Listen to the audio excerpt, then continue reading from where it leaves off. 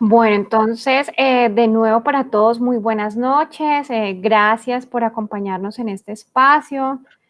Damos entonces inicio nuevamente a nuestro seminario. En esta noche contamos con la compañía del profesor Carlos Castán, quien nos va a acompañar con la charla que tenemos programada para hoy. Profe Carlos, bienvenido y muchas gracias por su colaboración con esta charla.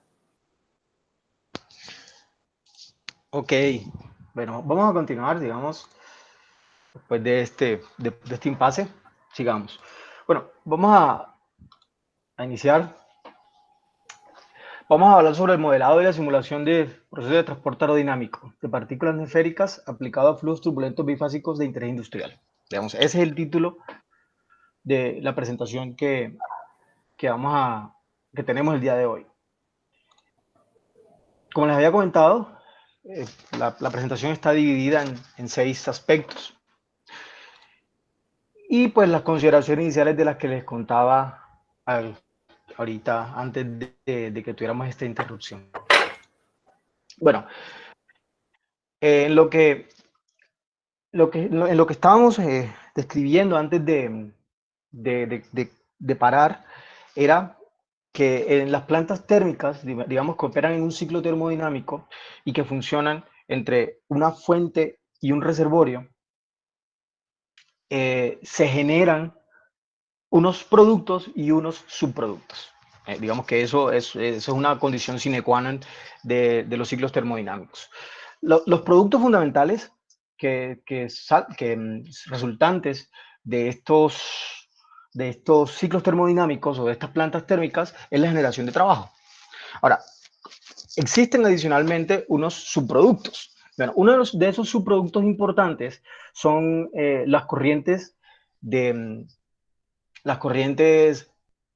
neumáticas que llevan en su interior partículas en suspensión. Estos gases, digamos, en la caldera salen por la chimenea y si no son separados correctamente, van al ambiente generando contaminación y polución. Como les decía al comienzo, el 25% del material particulado contenido en el aire atmosférico en nuestro país proviene de plantas térmicas. Entonces, digamos que esta contaminación ambiental también se asocia a enfermedades y se asocia también a consecuencias graves para la salud. Eh, Esta es la razón fundamental por la cual se requiere un sistema óptimo de separación de partículas, el cual debe estar vinculado a un diseño, digamos, ajustado desde el punto de vista de la eficiencia energética. Los sistemas actuales, digamos que se utilizan para la separación de partículas, básicamente, aquí les estoy presentando un separador ciclónico, y el separador ciclónico utiliza dos efectos fundamentales. Primero, los efectos rotacionales, y segundo, los efectos de la gravedad. Entonces, eh, en la zona cónica del separador ciclónico se forma un vórtice ascendente en la zona central, el cual es el encargado de separar las dos fases. Él separa la fase continua y separa la fase dispersa. Cuando estamos hablando, bueno, en los flujos bifásicos se tienen las dos fases. La fase continua se está refiriendo a la fase del fluido y la fase dispersa se está refiriendo a la fase de las partículas. Entonces, el vórtice ascendente central separa las dos fases, generando en la zona superior la salida de la fase continua y en la zona inferior la salida de la fase dispersa, utilizando los efectos de la gravedad. Pero entonces aquí surge una pregunta muy interesante, y es la que le da pie, bueno, una de las que le da pie a esta investigación. ¿Qué tan eficientemente deben ser diseñados estos equipos para que operen correctamente en la industria? O sea, ¿debe haber un parámetro de diseño fundamental, o cuáles son los parámetros que intervienen en el diseño de estos sistemas de separación para evitar problemas de contaminación y de polución? Bueno, para poder diseñar eficientemente estos sistemas de separación, existen varias, digamos, hay varias aristas en este tema. A partir de la investigación que estamos desarrollando, hemos encontrado que si podemos determinar la dinámica de la fase dispersa, me refiero a la fase dispersa, me estoy refiriendo a la fase de las partículas, es decir, si podemos determinar la dinámica, si podemos entender el comportamiento de las partículas en el interior de una corriente neumática y determinar dinámicamente cómo se mueven en el interior de la corriente, podemos entonces ayudar al dimensionamiento de los sistemas de transporte neumático. Entonces, el objetivo fundamental, ¿en qué radica? En la descripción de la dinámica de las partículas. Para ello, vamos a utilizar, para poder describir la dinámica de las partículas, vamos a utilizar el método de simulación numérica directa, empleando el software ANSYS en el módulo Fluent. Entonces, aquí podemos ver tres modelos de partícula que son los que se encuentran, digamos, este es el modelamiento computacional de lo que sería una partícula que se mueve por una corriente neumática. Por ejemplo, en los años 30, digamos, entre los años 30 y 50, el modelado computacional de las partículas se hacía utilizando esferas. Posteriormente, antes de los años 80, digamos, el modelado de las partículas ya cambió de utilizar el modelo de las partículas esféricas y se empezaron a utilizar partículas de forma regular. Pero hoy, teniendo las computadoras, digamos, de alto rendimiento, nosotros podemos generar partículas de forma irregular a partir, digamos, de la deformación de algunas esferas. Entonces, lo que hemos utilizado en este proyecto es utilizar nubes de puntos y generar geometrías irregulares para la construcción de partículas no esféricas de forma regular. Entonces, si bien el comportamiento de las partículas esféricas ha sido estudiado ampliamente y se han desarrollado modelos analíticos, el modelo de partículas regulares también tiene cierto avance, pero el modelo de partículas irregulares aún está comenzando a estudiarse. Entonces nosotros estamos siendo un poco pioneros en el estudio de la dinámica de partículas irregulares para aportar en el diseño de sistemas de separación de partículas. Digamos, todos estos problemas se marcan digamos, tienen un marco de referencia fundamental. Y hay una serie de hipótesis que deben manejarse. Por ejemplo, nosotros, en este caso, se asume que se está trabajando con un fluido isotérmico, incompresible y newtoniano, por ejemplo. Al hacer esa suposición, al asumir el flujo isotérmico, por ejemplo, entonces no evitamos el uso de la ecuación de energía, por ejemplo. Los sistemas industriales, los flujos industriales pueden ser estudiados desde el punto de vista del uso de los flujos cortantes y de las partículas en rotación. Ahora, ¿por qué las partículas en rotación? Claro, porque lo que ocurre es que cuando las partículas, digamos, fluyen, van en una corriente neumática, estas chocan con las paredes de los ductos o de los tubos y también chocan entre ellas y rotan. Hay un desplazamiento del centro de presiones y las partículas empiezan a rotar. Entonces, nosotros en esta investigación, ¿qué tipos de flujos estudiamos? Estamos estudiando flujo uniforme, flujo cortante simple y partículas en rotación. Tres tipos de flujo que son muy interesantes desde el punto de vista industrial. Entonces, ¿cómo ocurre el flujo cortante simple? Miren, el flujo cortante simple es cuando, digamos, una partícula se somete a un fluido que tiene un gradiente de velocidades. Este gradiente de velocidades genera un gradiente de presiones, lo cual genera una sustentación, una fuerza de sustentación, la cual se conoce como fuerza de Safman. Cuando una partícula rota, también se genera un gradiente de presiones, pero este gradiente de presiones dado por la rotación genera de la misma manera una fuerza de sustentación conocida como fuerza de Magnus, o pues lo que se conoce como el efecto Magnus, que es la sustentación inducida por la rotación. Entonces, todos estos efectos son tenidos en cuenta para poder determinar la dinámica de las partículas en un sistema industrial de separación. Entonces, la novedad científica que nosotros estamos planteando es esta. Se están estudiando partículas de forma regular. Si ustedes pueden apreciar las partículas de forma regular, por ejemplo, aquí se puede apreciar, se puede observar un elipsoide prolato. Este es un cilindro y esta es una monedita que es un elipsoide oblato. Y en las formas irregulares, bueno, estas son formas construidas, digamos, son partículas que tienen la misma esfericidad, pero son partículas, digamos, de forma irregular, de forma irregular. El parámetro de medición de la forma en las partículas regulares es la relación de aspecto. El parámetro de medición de forma de las partículas irregulares es la esfericidad. Pero las fuerzas que actúan en cada una de las partículas son distintas. ¿Por qué? Porque en las partículas de forma regular existe el concepto de simetría con relación a los planos. O sea, hay el concepto de axisimetría. Cuando hay simetría axial, entonces en las partículas solamente se genera una fuerza de sustentación que será perpendicular a la dirección del flujo, se genera una fuerza de arrastre que ocurre en la dirección del flujo y una sola componente del torque que es la componente lateral, que es el torque de cabeceo. Esto solamente ocurre cuando hay simetría axial, o sea, en las partículas de forma regular.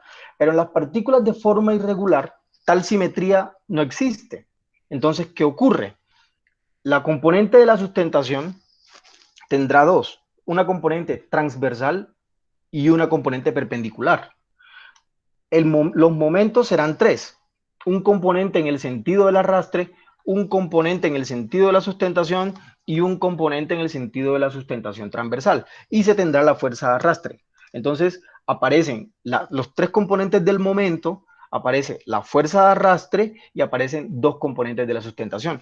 Es decir, en las partículas irregulares aparecen 6 fuerzas, mientras que en las partículas de forma regular aparecen 3. Entonces, este último estudio de la dinámica o esta diferencia en el comportamiento de las partículas de forma irregular es lo que la vuelve un tanto difícil de analizar y por esa razón no se había tenido en cuenta hasta este momento. Entonces, las partículas se venían analizando solamente como partículas de forma regular para evitar la complejidad de analizar todas esas 6 fuerzas. Bueno, esto, la suposición o el uso de un tipo de partícula o de otro, digamos, si se usa una partícula de forma regular o una partícula de forma irregular para diseñar un sistema de separación de partículas en una planta térmica, va a haber una diferencia fundamental en el dimensionamiento, con lo cual la forma de las partículas afecta de manera fundamental, si se quiere, la dinámica de las partículas y su efecto sobre su eficiencia en la colección. Para ello, digamos, para poder determinar la dinámica de las partículas y para poder estudiar los coeficientes de flujo de una manera correcta, se ha desarrollado una metodología tanto para la forma regular como para la forma irregular. Entonces, por ejemplo, aquí se muestra claramente la metodología que hemos diseñado. Primero lo que se realiza es un proceso de construcción y validación de mallas utilizando el módulo ISEM de ANSYS. Posteriormente, ese proceso de validación de mallas se realiza mediante la simulación de esferas utilizando el módulo ANSYS Fluent. Luego, esas esferas, esos resultados obtenidos en Fluent son comparados con las correlaciones obtenidas en la literatura, las analíticas, y si los resultados se encuentran con una desviación inferior al 10% entre lo analítico versus lo numérico, entonces los resultados se aceptan. Si los resultados están por fuera de ese rango, entonces tenemos que volver a construir la malla. ¿Por qué? Porque se están utilizando simulaciones numéricas directas. En las simulaciones numéricas directas, la malla tiene que quedar lo suficientemente bien construida para poder, digamos, ser una representación casi perfecta de lo que sería el flujo. Esta es la metodología que nosotros utilizamos, que se utiliza pues tanto para las formas regulares. Y en las formas irregulares también se utiliza básicamente la misma forma, la misma metodología. La diferencia es que el comportamiento de las partículas irregulares es un comportamiento estocástico. Es decir, cuando se trabajan partículas de forma irregular, las partículas irregulares en el flujo pueden tomar diferentes orientaciones. Entonces, aquí también apareció un reto muy importante y era cómo posicionar las partículas con relación al flujo. Entonces, para ello se tiene que crear mallas rotantes. Entonces, existen dos formas de rotar las mallas. Una es utilizando el método de mallas deslizantes y otra es utilizando el método de mallas superpuestas. Lo que ocurre, la diferencia entre una y otra es que la malla rotante, por ejemplo, el sliding mesh, lo que utiliza es una interfaz rotante, mientras que la malla superpuesta lo que utiliza es una malla encima de la otra y estas rotan y se comparten información entre ellas. Eh, Esos son los dos métodos que hemos utilizado para poder posicionar las partículas. Ahora estamos trabajando un nuevo método y es utilizando los cosenos directores para darle una orientación aleatoria a las partículas y poder posicionarlas con relación al flujo de manera distinta. De esa forma nosotros podemos rotar las partículas y posicionarlas con relación al flujo. Esa es la metodología que se ha venido siguiendo. Entonces, para poder representar la rotación de la partícula, entonces se han utilizado 360 pasos temporales. 360 pasos temporales indica que cada paso temporal representa un grado de rotación. Entonces, tenemos que hacer 360 pasos temporales, pero no en una sola vuelta.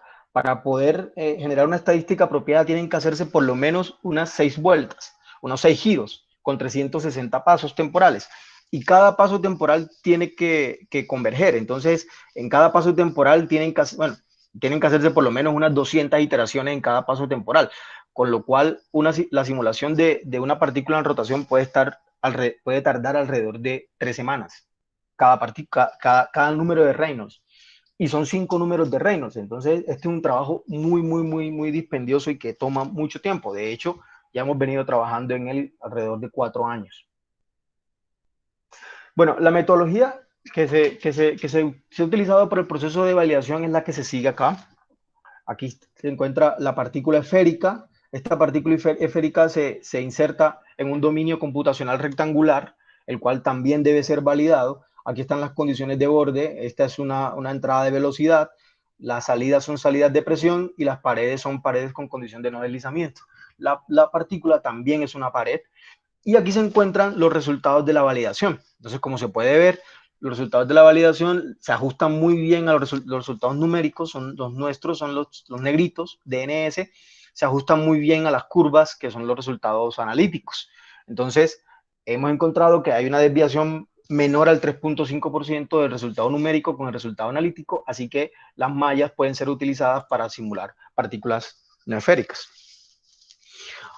También se tiene, digamos, cuando uno hace trabajos de simulación computacional, hay que tratar de ser lo más preciso posible. Entonces, para ello, hay que establecer procesos de validación permanentemente. También se estableció un proceso de validación mediante una independencia de malla, y aquí escogimos un dominio computacional rectangular de 120D por 120D por 120D, el cual nos generaba un error entre el numérico y el analítico del 1.38%. Entonces aquí también podemos observar, bueno, esta es una malla no estructurada que se ha utilizado para un elipsoide prolato. Este es el estudio de independencia de malla, y esta es una forma en la cual se pudo construir, digamos, la capa límite. La capa límite se trabajó con unos 20 nodos y se ha trabajado una malla de más de 2 millones de elementos. Eh, Estos son algunos de los resultados que hemos podido encontrar. Estos son algunos contornos de presión y aquí podemos ver pues, las zonas donde se encuentran los puntos de estancamiento. Bueno, este es un elipsoide que se encuentra a 45 grados y pues a diferentes relaciones de aspecto para diversos números de Reynolds. Entonces, estos son los resultados que arroja Fluent, pero los resultados importantes que nosotros hemos podido construir son estos. Esta es la dinámica de las partículas que ya tenemos, digamos, validada y son resultados totalmente confiables. Estos son los resultados de la dinámica de la partícula para un elipsoide prolato. Aquí se pueden ver diversas relaciones de aspecto, 1.25, 2.5, 5 y 10 relaciones de aspecto, que es la relación entre el diámetro y la longitud de la partícula, donde 10 corresponde a partículas elongadas. Por ejemplo, ¿qué representaría 10? 10 es una partícula elongada como una partícula larga, por ejemplo, paja, por ejemplo, y 1.25 es una partícula que es casi una esfera. 1.25 es casi una esfera y 10 es una partícula larga, es como un cilindro largo. Entonces, aquí lo que se puede ver es el comportamiento del coeficiente de arrastre y hemos encontrado la tendencia en forma de S, que es lo que se ha planteado históricamente. Acá se puede ver el coeficiente de sustentación, el comportamiento del coeficiente de sustentación, que tiene una campana donde encuentra su máximo punto a los 45 grados, su máximo valor de la sustentación, y los menores valores de sustentación, que son cero, se encuentran cuando la partícula se encuentra con incidencia 0 y con incidencia 90. Incidencia 0, el ángulo de incidencia 0 es cuando el semieje mayor es paralelo a la dirección del flujo, y 90 es cuando el semieje mayor es perpendicular a la dirección del flujo. Entonces, en esos puntos no hay sustentación. La sustentación mayor se da cuando hay una inclinación de la partícula con relación al flujo. Y aquí se puede encontrar, se pueden mirar los resultados del torque de cabeceo. Recuerden que las partículas de forma regular tienen una sola componente del torque, que es la componente del cabeceo. Y aquí podemos ver otro número de Reynolds. Aquí lo tenemos a 1 y aquí tenemos a 240. Y aquí en esta figura podemos ver la validación de esos resultados con relación a algunos resultados de la literatura. Y nuestros resultados son los azules, y podemos ver que nuestros resultados se ajustan muy bien a los resultados propuestos por este autor, Sanjeevi. Igual, en la sustentación, también nuestros resultados azules se ajustan bien a los resultados de Sanjeevi.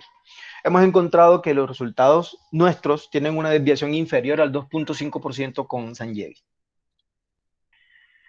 Con relación a los cilindros, también la misma tendencia, vean la tendencia en forma de S para el coeficiente de arrastre, la misma campana para la sustentación y la misma campana para el torque. Tanto el coeficiente de torque de cabeceo como el coeficiente de sustentación tienen el mismo comportamiento. Tienen el mismo comportamiento. Estos son, digamos, tienen un comportamiento es el mismo, pero él varía con relación al número de Reynolds. Aquí podemos ver a Reynolds 240. Miren que en los cilindros no ocurre lo mismo que ocurre en las partículas, en los elipsoides prolatos, porque ahí, digamos, la forma afecta fundamentalmente. Aquí tenemos la validación de estos resultados, la validación de los resultados con Bakili y Green, y aquí podemos ver que nuestra desviación es inferior al 3.5% con los resultados de Bakili y Green. Y en los elipsoides oblatos, también el mismo comportamiento, si lo pueden ver, y el ajuste presenta un muy buen ajuste con Sanjeevi y otros. Entonces, estos resultados han sido obtenidos y son validados, por lo tanto son resultados totalmente confiables y ya pueden emplearse en el diseño de sistemas de separación de partículas, por ejemplo. Ahora, con relación a las partículas no esféricas de forma irregular, planteamos dos tipos de esfericidad. Una, punto 89 y punto 80. Son dos partículas, estas son de la misma esfericidad, pero vean que son de formas distintas. Estos tienen la misma esfericidad, pero tienen formas distintas. Entonces, ¿qué esperamos nosotros? Que estas partículas que tienen la misma esfericidad, pero que tengan diversa forma, se van a comportar de maneras diferentes. Eso es lo que nos permite entender es que la forma de las partículas, así tengan la misma relación de aspecto, tiene un comportamiento totalmente distinto. Entonces, como las partículas no esféricas de forma irregular tienen un comportamiento netamente estocástico, estas estarán determinadas por sus valores medios y sus desviaciones estándar. Entonces, por ejemplo, aquí podemos ver los resultados medios del coeficiente de arrastre para la partícula 1, 2, 3 y 4. 1, 2, 3 y 4. Aquí están los resultados. Si ven que el arrastre es prácticamente el mismo, pero en la sustentación hay algunas diferencias y, digamos, se pueden notar al comparar las esfericidades, y en la sustentación, al comparar entre ellas, hay algunas diferencias. Estos resultados obtenidos fueron validados, si aquí lo podemos ver, está la validación de algunos resultados, con algunas correlaciones que se plantearon hace algunos años. La correlación, los trabajos analíticos hechos por Ganser y por Heidi Levenspiel son los trabajos más reputados y son los, digamos, son los que hasta el día de hoy siguen usándose para diseñar sistemas de transporte neumático. Entonces, nuestros resultados fueron comparados con los presentados en la literatura y tienen un muy buen ajuste. Digamos, solamente el coeficiente de arrastre, porque para la sustentación y el torque no hay desarrolladas correlaciones al día de hoy. Aquí podemos ver, si ustedes recuerdan, miren, este es el comportamiento de las partículas atmosféricas de forma regular. Es un comportamiento, digamos, totalmente distinto al comportamiento de las partículas atmosféricas de forma regular y en cada uno de los ejes. Son comportamientos totalmente distintos. Estos tienen comportamientos totalmente impredecibles. Son comportamientos totalmente impredecibles y estos, digamos, son parte de los resultados muy, muy interesantes que hemos podido obtener. Entonces, como los resultados, como las partículas atmosféricas de forma irregular en corrientes neumáticas asumen posiciones aleatorias, a eso se le conoce como comportamientos estocásticos. Estos comportamientos, digamos, estocásticos, como dije antes, están determinados por sus valores medios y por sus desviaciones estándar. Entonces, ¿qué esperamos nosotros? Esperamos que los resultados se agrupen fundamentalmente alrededor del valor medio. Y con eso tendrían el comportamiento de una distribución normal. Bueno, esto es lo que hemos podido encontrar hasta este momento. Cabe notar que estos resultados ya han sido mejorados. Estos fueron los primeros resultados que obtuvimos y como pueden ver, no se obtiene el comportamiento normal. Sobre todo cuando los números de Reynolds son bajos. Hay una gran dispersión de los datos. Los datos se encuentran muy dispersos. Las desviaciones estándar son muy grandes. Entonces, los datos no se van a ajustar al comportamiento de la distribución normal. Aquí podemos ver, entonces, la comparación entre la forma de posicionar las partículas utilizando la malla rotante con malla deslizante y la malla superpuesta. Esas son los dos métodos que nosotros utilizamos. Aquí vemos la forma en cómo se construye el overset mesh. Esta es una imagen de ANSYS. Y estos son los resultados que se pueden encontrar. Entonces, básicamente lo que se puede ver es que se obtienen prácticamente oscilan todos los valores alrededor del mismo punto medio, del mismo valor medio, oscilan alrededor del valor medio. La diferencia es que el overset mesh, la forma de simular con el overset mesh, puede captar mayores fluctuaciones que el sliding mesh. El overset puede captar mayores fluctuaciones de los coeficientes versus lo que puede lograr el sliding. El sliding ajusta a un valor medio, mientras que el overset te entrega los resultados de los valores que oscilan en cada uno de los puntos que hemos podido encontrar. Entonces, como conclusión, ¿qué hemos podido encontrar? Aquí tengo solamente 3 conclusiones. Digamos, los coeficientes de arrastre mantienen la forma de S de la misma forma como los resultados de la literatura. Las partículas de forma irregular deberían ajustar en la forma de tener un comportamiento normal, de distribución normal. Lo tiene, aquí no se puede evidenciar perfectamente, pero sí ya lo hemos encontrado. Y los resultados se encuentran de acuerdo con algunos reportados en la literatura, lo cual permite que estos sean usados en el diseño de sistemas de transporte neumático. Es decir, estos resultados son resultados totalmente nuevos. Esto es totalmente novedoso. Lo que estamos proponiendo nosotros desde la universidad y con el grupo de investigación PyMass y con la Universidad Autónoma y la Universidad de Magdeburg es una nueva forma de diseñar los sistemas de separación de partículas. Actualmente estos sistemas de separación de partículas, ¿cómo se construyen en la industria? Se construyen de forma empírica. ¿Por qué? Porque el estudio de los flujos multifásicos no es fácil. Digamos, tiene múltiples variables. Lo que nosotros estamos planteando aquí es una alternativa nueva, novedosa, que permita utilizar las herramientas computacionales para el diseño y el dimensionamiento de sistemas de separación de partículas y minimizar los efectos ambientales de esta manera, ambientales negativos, ¿no? y de esta manera aportar en la reducción del calentamiento global. Bueno, muchas gracias a todos por la participación.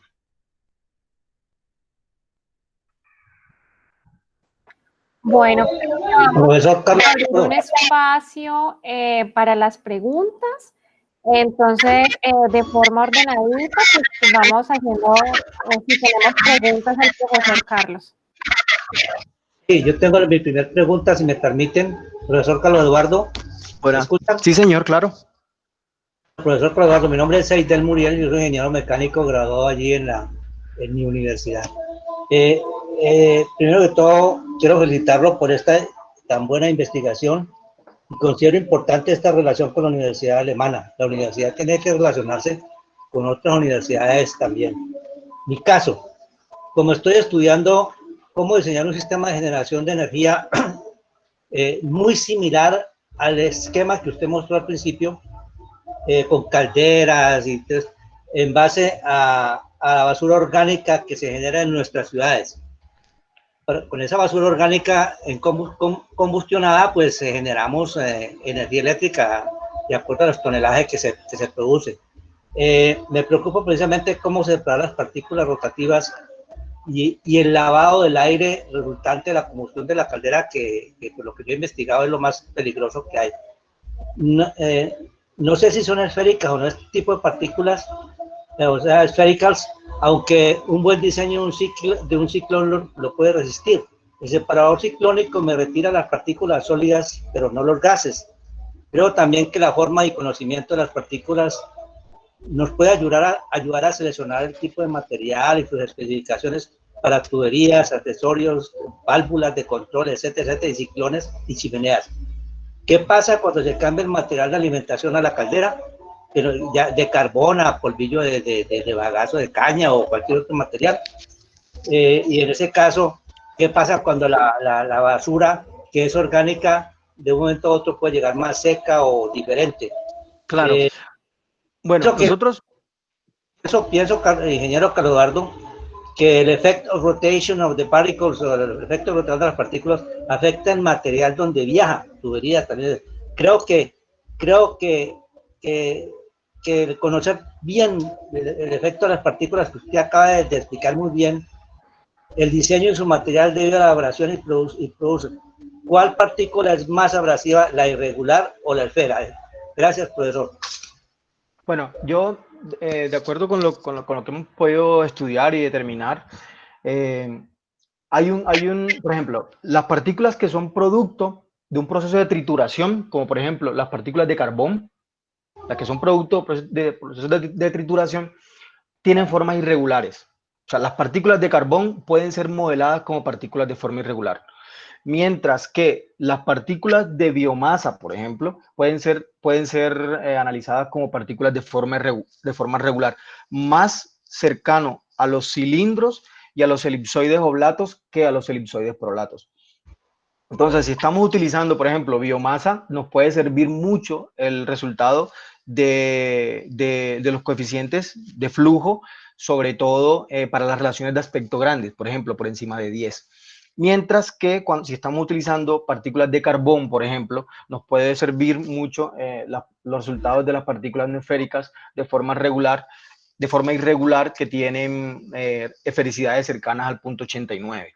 Eso que usted nos dijo muy bien, digamos, de una manera muy precisa, claro que lo hemos tenido en cuenta y lo hemos analizado también.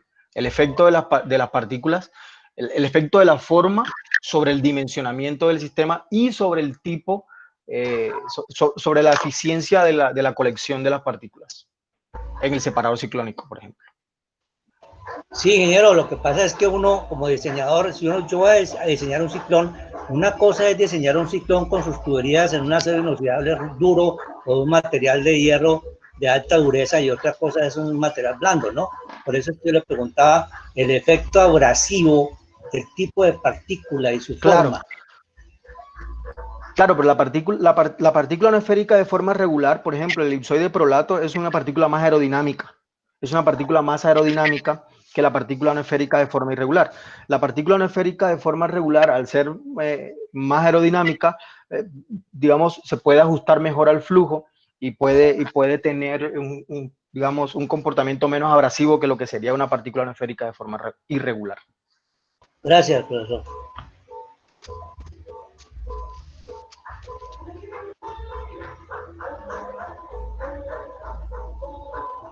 Bueno, abrimos paso para alguna otra pregunta.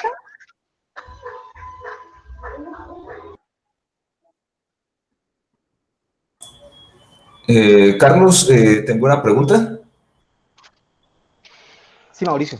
Bueno, gracias, Carlos. Bueno, viene la presentación y sobre todo, pues, que viendo, ¿sí? que se trata de un trabajo que no está finalizado, promete bastante, es decir, ya ha mostrado resultados interesantes y entonces, pues, crea la optimista expectativa de que realmente se van a obtener cosas buenas, válidas.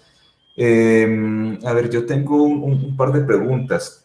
Una, ¿cierto? No sé si tal vez se hayan planteado esta pregunta o, bueno, en fin, es cómo se espera que la nueva información que van a procurar las simulaciones una vez acabado el trabajo, ¿cierto? Sobre aquella información que procuran los modelos analíticos, ¿sí? Son limitados, claro está, en los que se basan los diseños actuales, mejoren los actuales diseños, por ejemplo, qué sé yo, tamaño de los separadores, geometría de los separadores, punto de ingreso y de salida del material. ¿Hay alguna idea sobre cómo esa información nueva que se está recabando puede contribuir justamente a mejoras en el diseño? Bueno, sí, tenemos algunas ideas, digamos, todavía están en construcción, pero hay una idea sustancial y es que la velocidad terminal de las partículas, o sea, la velocidad con la que las partículas recorren una corriente neumática en un dispositivo tal como el separador ciclónico, por ejemplo, esa velocidad terminal es una función directa del coeficiente de arrastre. O sea, si yo quiero determinar la velocidad de las partículas de la fase dispersa, por ejemplo, debo determinar primero el coeficiente de arrastre. Esa velocidad terminal de las partículas tiene un efecto muy importante sobre la eficiencia del colector. Y la eficiencia del colector, digamos, está vinculada con el dimensionamiento del sistema. Entonces, ahí es donde está el vínculo entre los coeficientes de flujo y el dimensionamiento y el tamaño o sea, y el diseño. Ahí es donde está el vínculo. El vínculo está sobre todo en la velocidad terminal de las partículas. Ese es el parámetro que se afecta. Ese es el parámetro que se ve afectado sobre todo por el coeficiente de arrastre. Las partículas no esféricas de forma irregular, la metodología que estamos planteando nosotros de determinar las tres componentes del torque y las dos componentes de la sustentación, eso aún no se ha hecho. Eso, digamos, ni se ha publicado. Eso es un trabajo que está apenas digamos, en marcha y que se está trabajando en conjunto con la Universidad de Magdeburg. Ellos también allá están trabajando otras cosas, otros tipos de partículas, otras esfericidades. Y nosotros estamos trabajando con el profesor Santiago Laín otro tipo de esfericidades. Entonces, este trabajo es un trabajo en conjunto que lo que nos va a permitir es construir una estadística apropiada para poder crear correlaciones que permitan determinar los coeficientes de flujo y ahí sí estos pueden ser utilizados en el diseño. Ya veo, Carlos. Una pregunta justamente ahora que hablan de que con la Universidad de Magdeburg, con la que están trabajando, apenas una curiosidad. En este momento, pues, se están utilizando, como nos comentaba usted, resultados, pues, bien reputados en la literatura para validar los resultados, en lo que ustedes vayan obteniendo. ¿Existe o se contempla de alguna forma algún estudio experimental en esto que están llevando a cabo, ya sea para validar los resultados que ustedes están obteniendo o para obtener resultados, pues, independientes? ¿Lo están considerando? Claro, una vez construidas las correlaciones, se propone la validación de estas correlaciones con un código in-house. Nosotros tenemos el código LAG3D, que es un código in-house que utiliza el PyMass.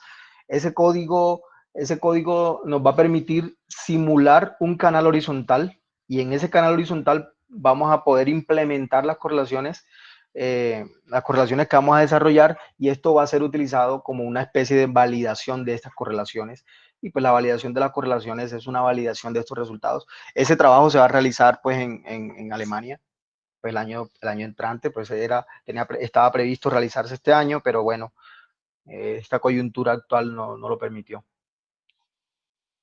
Ah, listo, Carlos. Muchas gracias y de nuevo felicitaciones por su trabajo y bueno, que ojalá les marchen bien los resultados que faltan por obtener. Bueno, muchas gracias, Mauricio.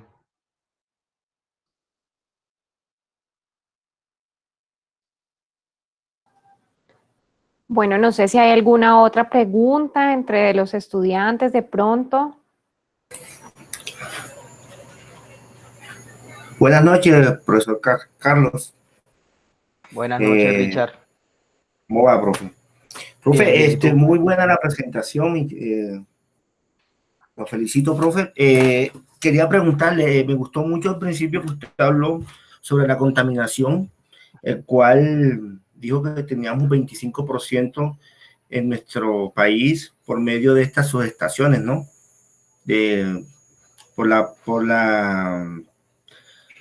O sea, por los gases que liberan las subestaciones termoeléctricas en nuestro país, que es un 25%. En esta parte, ¿dónde podemos identificar que vamos a optimizar ¿cómo es que es? Sí, ese indicador, digamos. Sí. Claro. Bueno, lo que pasa aquí, Richard, es una cosa, y es, digamos, las plantas térmicas utilizan, posterior digamos, antes de que los gases de combustión se liberen a la atmósfera, los gases de combustión tienen que pasar por un sistema de separación de partículas. Ellos tienen que pasar por un sistema de separación de partículas. Sí, sí, Entonces, claro, entonces uno pensaría, si los sistemas de separación, si los gases de combustión de una planta térmica tienen que pasar antes de ir a la atmósfera por un sistema de separación de partículas, porque hay contaminación ambiental. Entonces la respuesta que se da aquí es que los sistemas son mal diseñados, están mal dimensionados. Los sistemas están o subdimensionados o sobredimensionados. Una de las dos opciones. Entonces, la opción que se plantea es, hombre, ¿por qué están subdimensionados o sobredimensionados? Pues porque la fase dispersa no ha sido tenida en cuenta, porque en el diseño no ha sido tenida en cuenta la fase dispersa. Entonces, ¿cómo se diseñan esos sistemas actualmente? Empíricamente. Los sistemas de separación de partículas hoy se diseñan de manera empírica con modelos de hace 30 años, 40 años. Entonces, toda esa situación ha generado, es causante de parte de esta debacle ambiental. Entonces, lo que se propone actualmente es, hombre, ya no diseñar de esa manera empírica, sino utilicemos los recursos computacionales para obtener resultados y ajustar los diseños al comportamiento. Ok, profe. Es eso. Gracias, profe. Richard.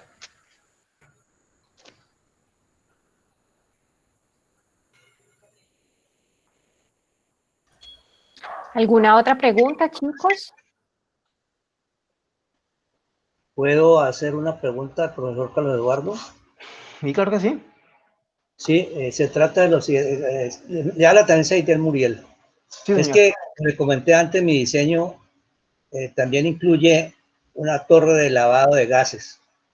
¿Tiene usted alguna referencia o alguna información sobre el diseño también de comportamiento de partículas en el lavado de gases? O tal vez podamos hacer esa consulta a la Universidad Alemana que nos está ayudando. Sí, nosotros no, ese tema aún no lo tengo, pero yo le puedo, si usted me escribe un correo, ahorita por acá yo le doy mi correo y usted me puede enviar lo que necesita, yo le puedo colaborar. Le agradeceré mucho, profesor Carlos Eduardo, porque Bueno, pues, sí, señor. que yo sepa, estos sistemas de producción de energía a base de los productos desechables de las grandes ciudades requieren, además del sistema de filtrado de partículas, un lavado de gases. Y Sí, sí, entonces, claro. en eso, es difícil encontrar una información sobre eso. Sí, claro que sí. Yo, como le dije, ahorita nos ponemos en contacto y yo puedo conseguir alguna información. Le agradeceré, profesor. Muchas gracias y felicitaciones. Gracias a usted.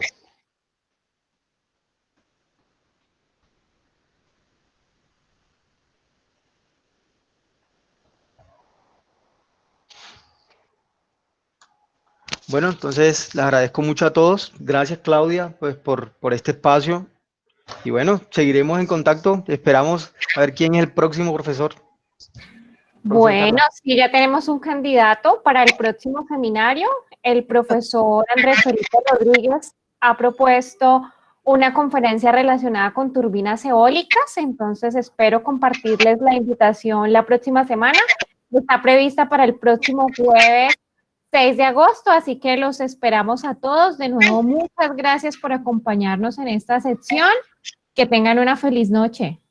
Gracias, Claudia. Feliz noche para todos. Muy amables. Muchas gracias, Claudia. Muchas gracias. Feliz noche. Muchas gracias, Claudia. Muy amables. Luego. Hasta luego. Claudia, ¿me escucha? Sí, Claudia. señor.